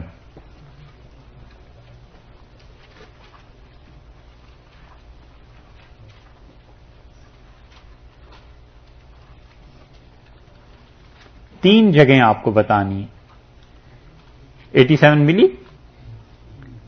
یہ اوپر سارا 84 میں دیکھیں گے آپ تو 84 میں سارے انبیاء علیہ السلام کا ذکر ہے کہ اوپر شروع ہوتی ہے کہ ہم نے ابراہیم علیہ الصلوۃ والسلام کو اسحاق ان کا بیٹا دیا، پوتے ان کے یعقوب آ گئے، کلن ہدینا ہم نے ہر ایک کو ہدایت دی، ونوحن ہدینا اور نوح علیہ السلام کو ہدایت دی ان سے پہلے، اور ان کی اولاد میں داؤد، سلیمان، ایوب، یوسف، موسیٰ، ہارون علیہ الصلوۃ والسلام یہ سارے تھے۔ پھر آگے آگے زکریا، یحییٰ، عیسیٰ، الیاس، اسماعیل، یسع، یونس، لوط علیہ الصلوۃ والسلام یہ سارے آ گئے نا،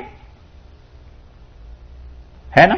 دیکھ رہے ہیں آخر پہ دیکھیے اس آیت میں 87 نمبر میں 87 میں وَهَدَيْنَاهُمْ إِلَىٰ صِرَاطٍ مُسْتَقِيمٍ، اور ہم نے انہیں راہ دکھائی سیدھی راہ کی طرف۔ وَهَدَيْنَاهُمْ إِلَىٰ صِرَاطٍ مُسْتَقِيمٍ، اور ہم نے ان تمام کو سیدھی راہ کی طرف دکھائی۔ اب یہاں دیکھیں الہ کا لفظ آیا ہے نا، ہدایت کے لفظ کے بیچ میں اور صراط مستقیم کے بیچ میں الہ کا لفظ آیا ہے، اور وہاں جو آپ نے پڑھا تھا کہ اہدنا الصراط المستقیم، تو وہاں ہدایت میں اور صراط مستقیم کے بیچ میں کوئی لفظ نہیں آیا، ٹھیک ہے؟ ایک مقام آپ اس کو خیال میں رکھیے گا، نشان میں رکھیے گا، سورہ فتح آپ دیکھیے 26ویں پارے میں جہاں سے یہ شروع ہو رہی ہے، 26ویں پارے میں سورہ فتح جہاں سے شروع ہو رہی ہے اس جگہ کو دیکھیے۔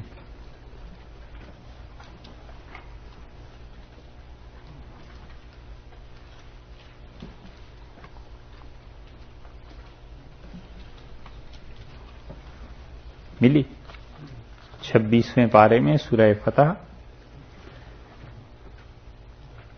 انا فتحنا لک فتحا مبینا لیغفر لک اللہ ما تقدم من ذنبک وما تأخر ویتم نعمتہ علیک۔ 48 نمبر ہے سورت کا، 48 سورہ کا نمبر ہے،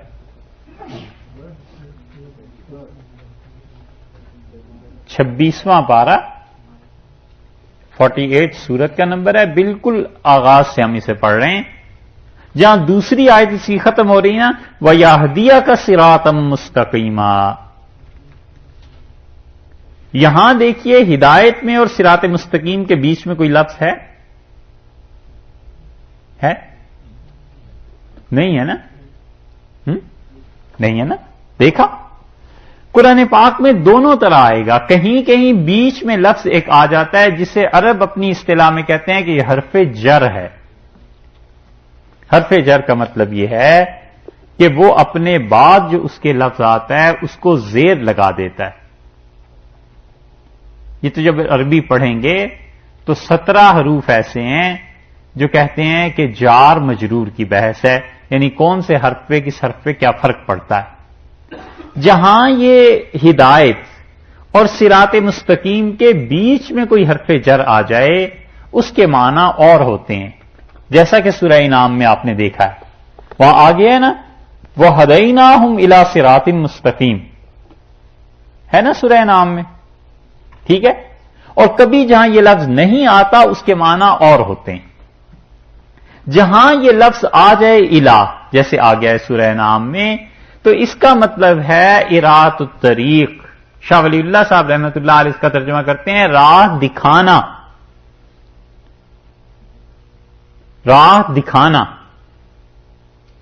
اور جہاں یہ لفظ نہ آئے اس کا ترجمہ ہے کہ راہ دیکھی بھی ہے، ثابت قدم رکھنا. تو استعمال کی دونوں صورتوں میں فرق ہوا. تو دوسری صورت جو وہاں آ رہی ہے سورہ فاتحہ میں کہ اہدنا الصراط المستقیم، وہاں دیکھ لیجیے صراط مستقیم اور ہدایت کے درمیان کوئی لفظ نہیں نا. تو وہاں اس کا مطلب یہ ہوا کہ اے اللہ میں ثابت قدم رکھ، جما دے.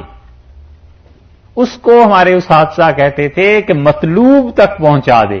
یعنی ہدایت تو ہم نے دیکھی ہوئی ہے، خدایا اسے کیا کر مطلوب تک پہنچا دے. اسی لیے شاہ عبد القادر صاحب رحمۃ اللہ نے جو ترجمہ کیا ہے نا، انہوں نے ترجمہ کیا ہے چلا ہم کو سیدھی راہ. یہ نہیں کہا دکھا ہم کو سیدھی راہ، کیونکہ دیکھنا تو جب ہوتا جب اس ہدایت اور صراط مستقیم کے درمیان کوئی حرف جر ہوتا. کمال کیا ہے شاہ صاحب. یہ جب تک یہ لغت اور یہ سب چیزیں پڑھی بھی نہ ہوں، یہ ترجمے کوئی بچوں کے کھیل نہیں. اگر حضرت ترجمہ کر جاتے دکھانے کا چلانے کا نہ کرتے تو کتنے ہی تھے جو کہتے شاہ صاحب نے کیسے ترجمہ کر دیا ہے تو غلط ہو گیا. شاہ صاحب نے ترجمہ کیا ہے چلا ہم کو سیدھی راہ. اس کا مطلب ہے اللہ ہدایت تو ہمارے پاس ہے، میں جو قرآن پڑھ رہا ہوں اے پروردگار تجھے رب مانتا ہوں، اللہ مانتا ہوں، رحمان و رحیم مانتا ہوں، قیامت کے دن کا مالک مانتا ہوں، صرف تیری عبادت کرتا ہوں، تجھ سے ہی مدد چاہتا ہوں. اور اے اللہ یہ جو ہدایت کی راہ مجھے مل چکی ہے مجھے اس پہ ثابت قدم رکھ یہاں تک کہ تجھ تک پہنچ جاؤں. یہ نہیں کہتا کہ اللہ یہ چیزیں ہو گئیں اور مجھے اب ہدایت کی راہ دے، وہ تو کوئی معنی ہی نہیں ہے. بھائی ہدایت کی راہ تو پہلے ہی تم ہو اس پہ. کتنی باریک بات. اس لیے شاہ عبد القادر صاحب رحمۃ اللہ نے کمال کیا ہے کہ انہوں نے ترجمہ کیا کہ چلا ہم کو سیدھی راہ. اور یہی معنی زیادہ مناسب ہے یہاں کہ آدمی یہاں اللہ تعالی سے یہ درخواست نہیں کر رہا کہ راہ دکھا، بلکہ التجا کرتا ہے کہ اللہ تو نے راہ دکھا دی ہے اور میری اس ہدایت کو اب قائم رہنا. عنابت ہے مجھ میں پہلا درجہ، دوسرا درجہ ہدایت کا تھا، اللہ یہ بھی مجھے حاصل ہو چکا ہے. اب اس کے بعد تیسرا درجہ استقامت کا ہے، خدایا وہ مجھے دے دے کہ میں تیری عبادت کرتا رہوں. سمجھ میں آئی بات؟ ہدایت کی دو قسمیں ہیں. ایک ہدایت تو ہے فطرتاً اللہ نے ہدایت دی. فطرتاً آپ بھی ہدایت سمجھتے ہیں. بچے کو دودھ پینا کون سکھاتا ہے؟ اللہ ہی کی ذات. فطرتاً آدمی میں ہدایت رکھ دی کہ گندگی سے نفرت ہوتی ہے، اچھی چیزوں کے ساتھ دل لگ جاتا ہے. ایک یہ فطری ہدایت ہے اور ایک ہدایت ہے جو اس سے بڑے درجے کی ہے اور وہ آدمی اپنے قصد اور ارادے سے حاصل کرتا ہے. وہ وہی ہے کہ اللہ کی طرف رجوع کرنا اور اتنا زیادہ خدا کی طرف رجوع کرنا کہ وہ ربط القلوب کے درجے میں پہنچائے کہ اللہ اس کا دل تھام لے اور پھر ارتداد اور کفر کی باتیں اس میں باقی نہ رہیں. تو بندہ اس کی درخواست کر رہا ہے کہ اہدنا الصراط المستقیم، اے پروردگار مجھے وہ مقام عنایت فرما.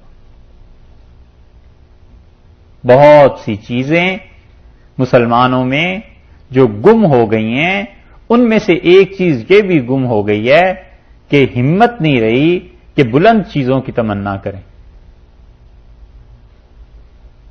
بلند چیزوں کی تمنا نہیں کرتے. بہت بڑا چھلانگ لگا لی تو یہ لگا لی کہ ملینر ہو جائیں بس. اچھا صاحب ہو گئے پھر کیا ہوا؟ اس سے بھی بڑی تمنا ہونی چاہیے. عمر بن عبدالعزیز رحمۃ اللہ علیہ کہتے تھے زندگی کا کوئی شعبہ ایسا نہیں جس میں میں نے قدم رکھا ہو اور اس شعبے نے اپنے دونوں شانے میرے سامنے نہ بچھا دی ہوں کہ میں تمہارے سامنے بے بس. کہتے تھے ایک لے دے کے حکومت رہ گئی تھی وہ بھی مل گئی اور اب بس جنت کی تمنا ہے. جنت ملے وہ دیکھیں کیسی ہوتی. ہم نے ان کی بات پڑھی تو خیال آیا یہ اتنا باہمت شخص تھا کہ جنت میں پہنچ کے بھی کہتے ہوں گے کہ جنت بس دیکھ لی اب اور. تو وہ اللہ کی ذات کی جو تجلیات ہیں جس کی کوئی انتہا نہیں ہے وہاں اس ہمت کا جوڑ جا کے بیٹھا ہوگا کہیں. توفیق باندازہ ہمت ہے ازل سے، آنکھوں میں وہ قطرہ ہے کہ گوہر نہ ہوا تھا۔ اللہ نے انسانوں میں دو جذبے ایسے رکھے ہیں صاحب، کمال کی چیز ہے۔ تیسرا جذبہ اس کے ہم پلہ کیا، اس کے دور دور تک نہیں۔ ایک جو انسانوں میں محبت رکھی ہے نا اللہ نے، کیا کہنے اس چیز کی، اور ایک اللہ نے جو مردوں میں ہمت رکھی ہے، اس ہمت کے بھی کیا کہیں۔ مرد سے مراد ہمت والے لوگ، عورتیں ہوتی ہیں مردوں جیسی ہمت ہوتی ہے، نسلیں سنور جاتی ہیں، اور مرد ہوتے ہیں بظاہر عورتیں بدنام ہیں، اور وہ عورتوں سے بھی گئے گزرے ہوتے ہیں، رات کو اندھیرے میں باہر جاتے ہوئے ڈرتے ہیں، اور کپ کپی تاری ہوتی ہے، تو وہ کیا کام ہوگا۔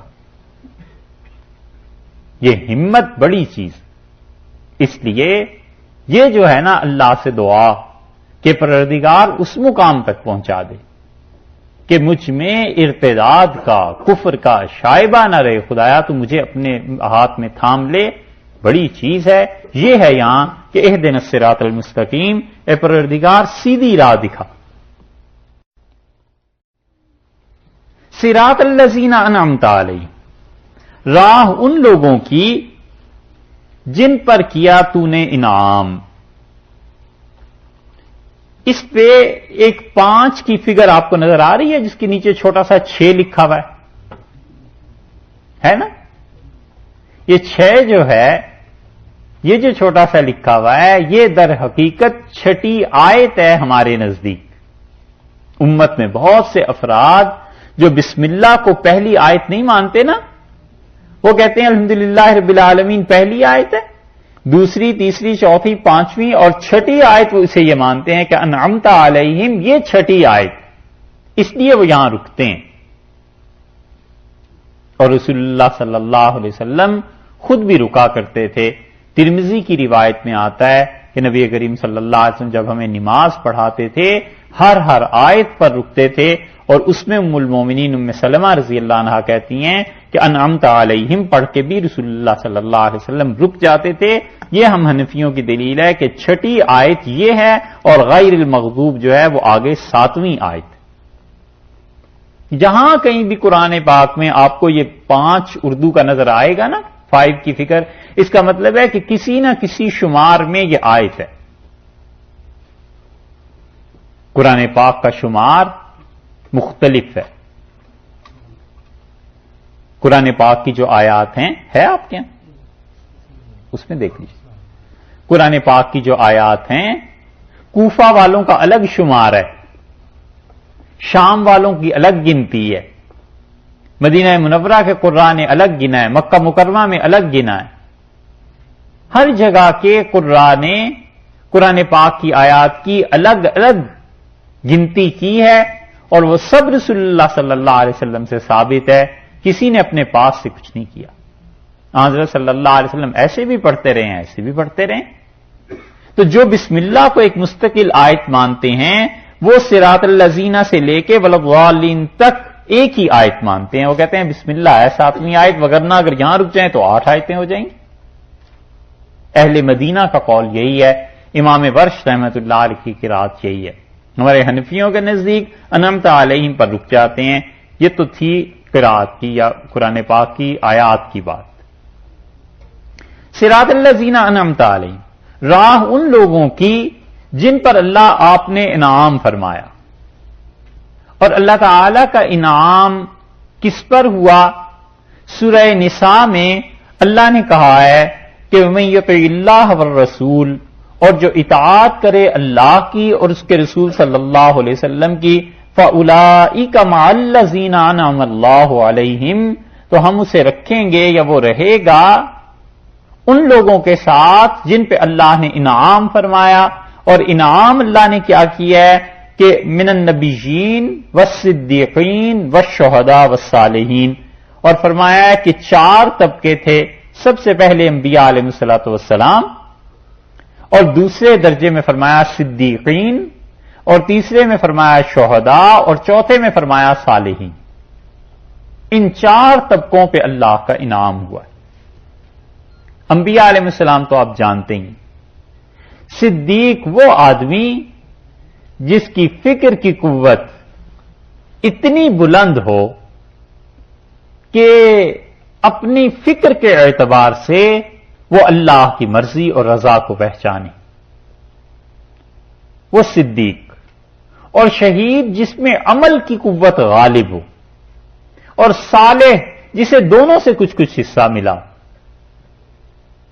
اسی لیے کہتے ہیں کہ نبی کریم صلی اللہ علیہ وسلم تو نبی، رسول اور سید المرسلین تھے علیہ الصلوۃ والسلام، اور پھر ان کے بعد پہلی خلافت صدیقیت کی تھی۔ اس پہ بکر رضی اللہ عنہ کی سوچ اور ان کی سمجھ بڑی گہری، اور اس پہ عمر رضی اللہ عنہ پہ عمل کا غلبہ تھا، امپلیمنٹیشن انہوں نے اسلام کی اور وہ شہید ہوئے۔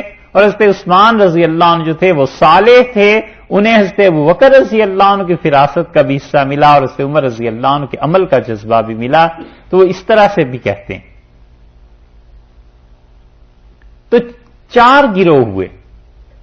تو بندہ دعا کرتا ہے کہ پروردگار ان کی راہ دے جن پر تو نے انعام فرمایا، فضل فرمایا، اور وہ 4 ہیں۔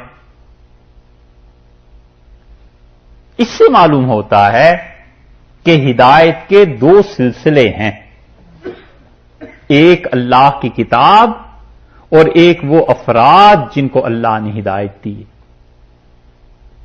اگر یہ بات نہ ہوتی تو بس اتنا کہنا کافی نہیں تھا کہ اللہ سیدھی راہ پہ چلا، بس کافی تھا۔ یہ آدمیوں کا ذکر کیوں کیا ہے؟ یہ اس لیے کیا ہے کہ آدمیوں سے آدمی بنتے ہیں صاحب، کوئی خود بخود نہیں بن جایا کرتا۔ آدمی آدمیوں کی تربیت کرتے ہیں، انسان انسانوں کو بناتے ہیں۔ کوئی آدمی بھی جس نے اس امت میں کوئی کام کیا ہے نا، وہ کہیں نہ کہیں سے بنا ہوا تھا۔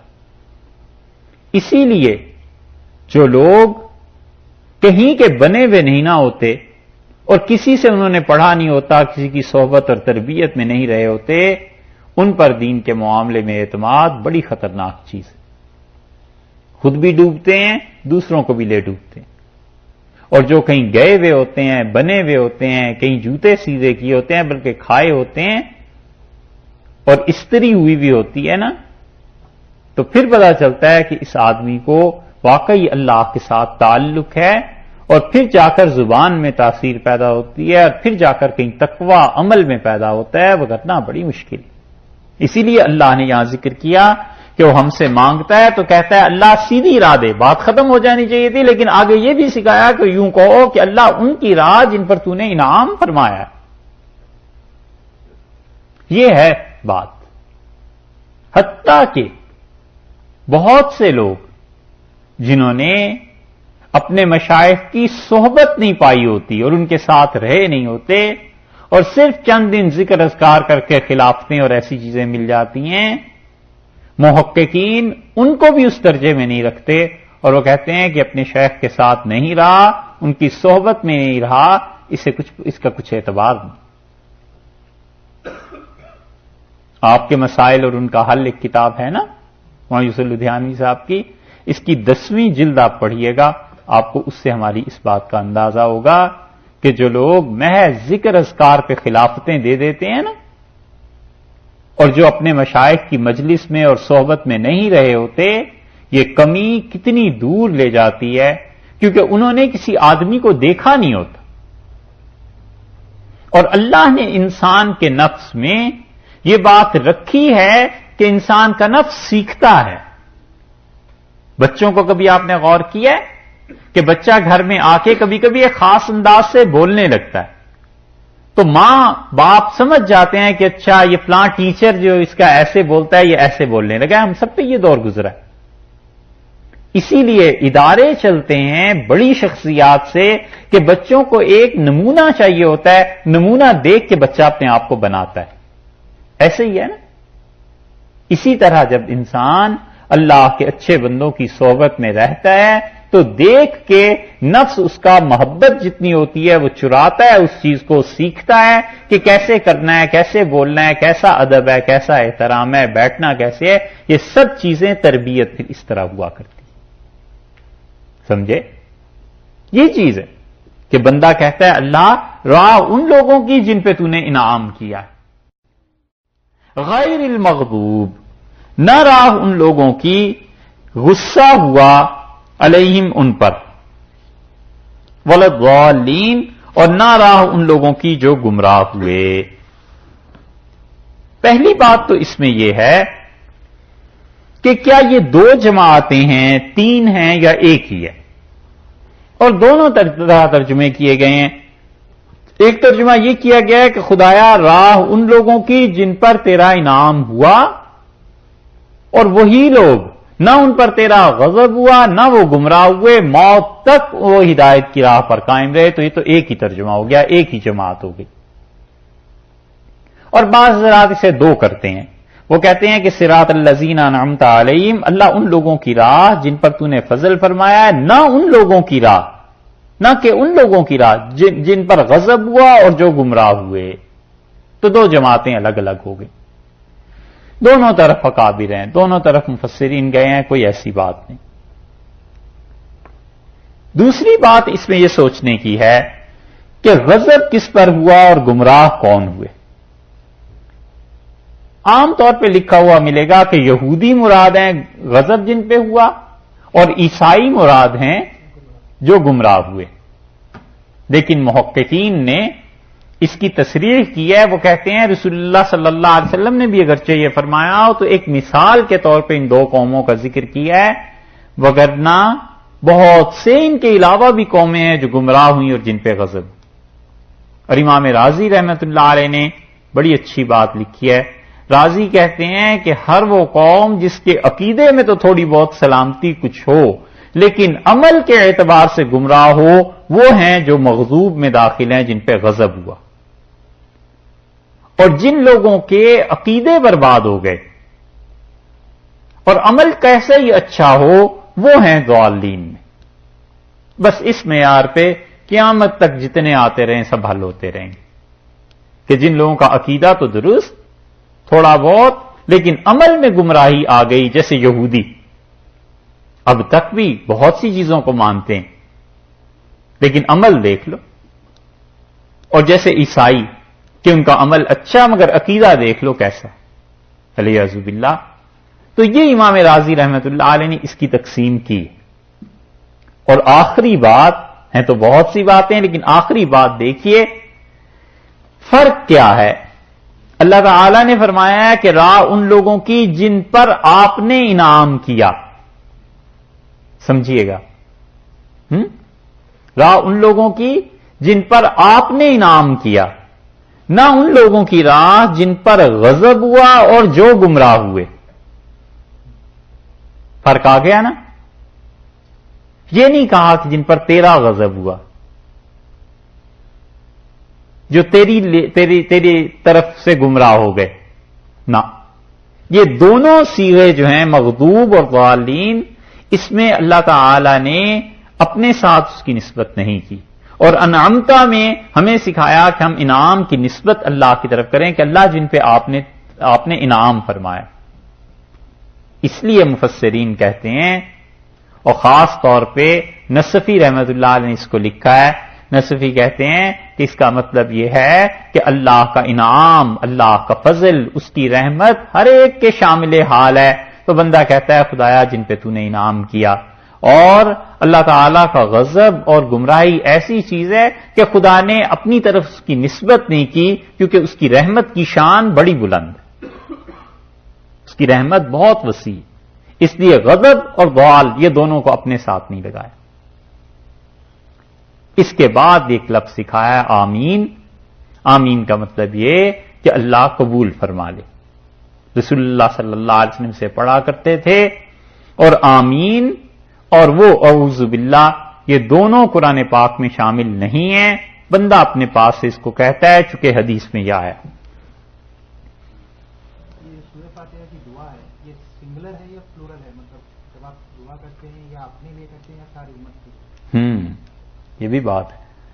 دعا تو بظاہر ہے سب لوگوں کے لیے، اور یہ اس لیے سب کا سکھایا ہے کہ انسان خیال میں رہے کہ مجھے دوسروں کے ساتھ مل کے ہی چلنا ہے، کہیں میں اکیلا ہوا الگ ہوا تو میں کہیں اور جا گروں گا۔ اور امام رازی رحمت اللہ نے ایک اور بات لکھی ہے، سوال تو جتنے کرو گے بات اتنی طویل ہو جائے گی۔